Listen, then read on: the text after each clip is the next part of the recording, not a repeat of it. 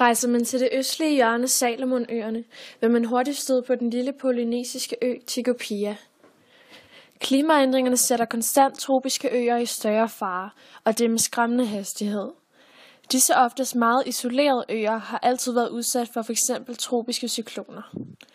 De udfordringer, som øerne allerede møder, tegner et godt billede af de situationer, vi vil se på langt større skala, f.eks. i Bangladesh.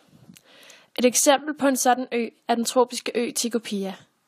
Tikopia, som er en del af Salomonøerne, er en af de mest isolerede øer i verden. Den måler 4,5 kvadratkilometer og har lige nu omkring 1.200 indbyggere. Et tal, som i løbet af øens historie er blevet holdt nede med befolkningskontrol grundet frygt for overbefolkning.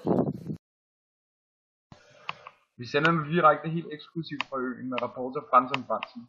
Hvad kan du sige om de klimatiske forhold og udfordringer på øen? Hej, jeg står her i et tropisk klima på Tikopia. I måneden december til marts bringer de nordøstlige vinde varmt vejr og voldsom regnvejr med sig. I måneden i april til november derimod er øen kølet ned af de sydøstlige vinde. Som sagt er vi ramt af tropiske cykloner, som egentlig bare er et kraftigt lavtryk.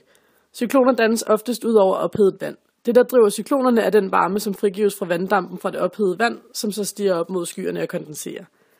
Der er gennemsnitligt 27 grader på Tikopia, samt 305 cm regn årligt. En af udfordringerne ved det kraftige lavtryk er, at saltvand fra havet vil blive skyllet op på øen. Den salt, der er i vandet, er destruktiv for planter, og beboernes marker vil så blive ødelagt.